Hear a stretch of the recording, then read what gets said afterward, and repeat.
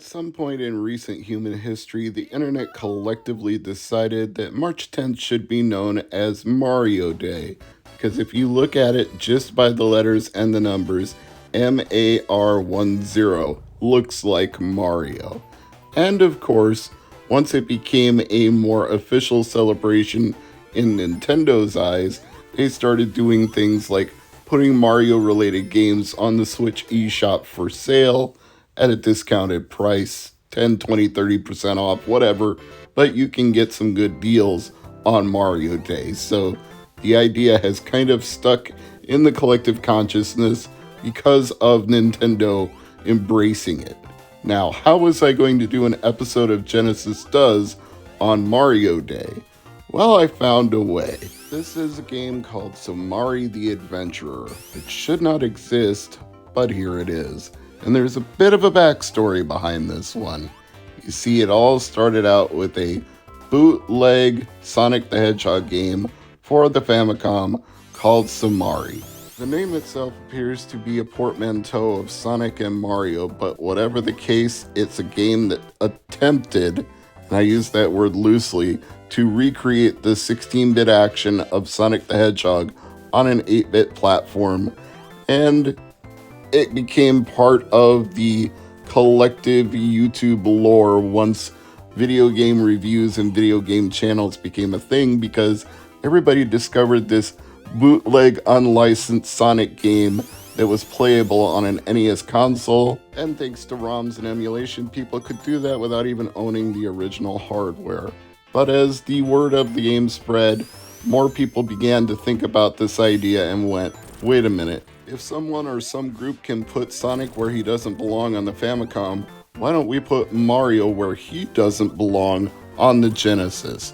And so, Somari the Adventurer was born by Team Somari, an obvious parody of Team Sonic, and their whole concept was, let's put Mario into the original Sonic the Hedgehog, but give him some additional moves like his top spin from Super Mario World. Now, obviously, you can't go completely hog wild with this. When you're doing a ROM hack, there are going to be some limitations, and Somari certainly runs up into them. For example, there's a warp pipe at the end of this Mushroom Kingdom stage, but when you go down it, you don't hear the warp pipe sound. I don't think they had room to put that into the code. It's kind of amazing that they even had a voice sample at the beginning of Mario going, "Here we go!" But I suppose if you took out the voice sample that went, SEGA, and inserted one of the same length, there would be enough room, maybe just barely. So, in the end, Somari does the best it can within the confines of what's available, but it's also going to simplify things a great deal as a result. Like, as far as I can tell, this is the only Mario themed stage, and the rest of them are all regular Sonic the Hedgehog stages that just happen to have the Mario sprite in them. When you play the bonus game, you're playing it as Mario spinning around in a ball instead of Sonic, and quite frankly, how would you even really know the difference in that case when they're in a ball form and they're bouncing around trying to pick up a Chaos Emerald? Although I have to admit, the idea of Mario collecting Chaos Emeralds is kind of hilarious. It makes me wish there was a Sonic Mario comic crossover the way they did with Sonic the Hedgehog and Mega Man. Maybe that could be a thing in some sort of DeviantArt fan creation, but there's no official comic of that type as far as I know. But still, the idea of Mario collecting Chaos Emeralds and going Super Saiyan, turning golden and being able to fly, and maybe losing his cap and having everything stick out of his head all shiny and pointy. I just love that idea of Mario going full Chaos Emerald power. And maybe I should play this long enough to get to that point and see what happens if I collect all the Chaos Emeralds, but I don't know that that would be included in this version anyway, since this is a hack of Sonic the Hedgehog 1, and I don't think the Chaos Emeralds actually did that until Sonic 2 or Sonic 3. If I'm incorrect about that, I'm sure someone will point it out in the comments below. Which, if I haven't already said, please subscribe, like the video, and leave comments. I always appreciate your feedback because it's fun to respond to, and it also lets me know whether or not I should do more videos like this one in the future. Somari the Adventurer isn't too hard to find if you poke around. The ROM is available on the Internet Archive. It's available on many ROM websites. I won't tell you the names of any because I'm not looking to get anybody shut down. But it doesn't seem like either SEGA or Nintendo have ever gone after this, despite intellectual property from both parties being used in an unlicensed way. It seems they're content to just let this fan hack exist, and if they tried to get it removed from the internet, that would only make it more infamous and get more people looking for it. You'd have the Barbra Streisand effect, so it's probably best that they just act like it doesn't exist, or at the very least, just let people have fun with this weird, fan-made, hacked game that exists only for the lols. I don't know that you can really take something like Somari the Adventurer seriously any more than you could take Somari on the original Famicom. It's just fun to goof around with Mario being in the world of Sonic the Hedgehog. And as ROM hacks go, this is certainly one of the more polished and more playable ones that's out there that either puts Mario into a Sonic game or Sonic into a Mario game. There are some really, really awful ones that exist on bootleg Genesis and Famicom and Super Nintendo cartridges that if you buy them off Amazon or eBay, you'll find them, under like 35 games in one, 100 games in one, 100,000 games in one. There will be bootleg Mario games and Sonic games that put them into other games where they didn't belong to much less effect, without the polish of the animation of the sprite being correctly implemented. It'll just be a straight up swap, bit for bit, of one sprite palette for another, and that usually results in poor hitbox collision detection and game behavior that doesn't work the way you expect it to.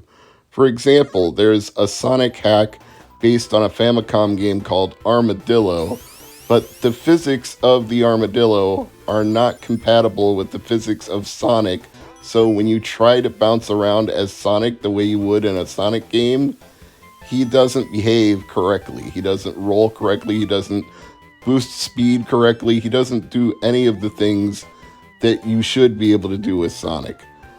Incidentally, since I mentioned that, Sonic didn't originally have the speed dash in Sonic the Hedgehog 1.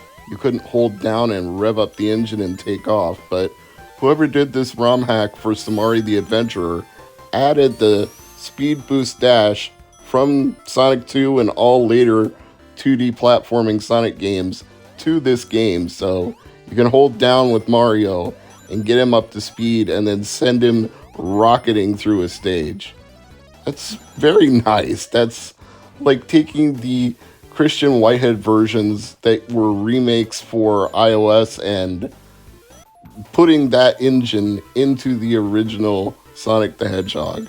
So again, this is better than the typical ROM hack. I've got to say, even if you're playing it for the lols, there's some effort here. There's some quality of life improvements to the original Sonic the Hedgehog, which you really wouldn't expect. If this was presented in widescreen instead of the original 4:3 aspect ratio, then it truly would be a Christian Whitehead creation. It would look and feel like his modern updates, except with Mario instead of Sonic. It still makes me chuckle just talking about it, just playing this on March 10th, Mario Day. Seeing Mario in a Sonic the Hedgehog game is so wacky.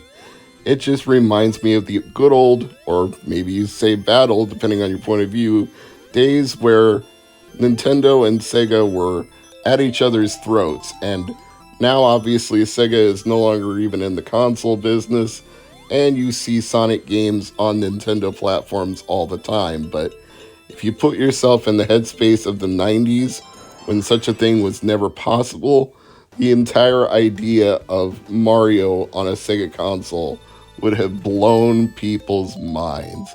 It's the same reason it gives me a chuckle when I play Sonic the Hedgehog on the Switch and use the official Switch Online NES controller to do it. I'm playing Sonic the Hedgehog with a Nintendo controller. I guess you just had to be there. It may not seem like a big deal now, but when Nintendo and Sega were just at each other's throats, that's where the whole idea of Genesis Does came from. It was Sega taking a swipe at their competition by claiming that their console was faster and more powerful and had better graphics and better gameplay. That's why they said, Genesis does what Nintendo don't. They were really going after the jugular, and maybe that's not a tasteful or classy thing to do, but it worked. It sure got a lot of people talking, and it made Sega a very dominant console for a very brief period of time. They rode on a tremendous wave of success for a little while, and then it started to unravel when Sony entered the market. The PlayStation was the new hotness, and the Sega Saturn was the new notness, and they tried to recover with the Dreamcast, and they really couldn't because the PlayStation 2 stole their thunder yet again, and that's why Sega is no longer in the console business. Nintendo wasn't really the ones that put them out of business. They made Nintendo their rival, but it was Sony that was their own undoing. And there is some historical irony to that, given that the whole reason the PlayStation even exists is because Nintendo backed out of a deal with Sony to produce a CD add-on for the Super Nintendo, which was going to be the PlayStation. And Sony just decided, oh well, if Nintendo will not honor their deal, we'll just go ahead and make a console on our own and sell it ourselves, and the rest is history. So Nintendo accidentally created not only a competitor to themselves, but the competitor that put their arch-rival Sega out of the console business altogether.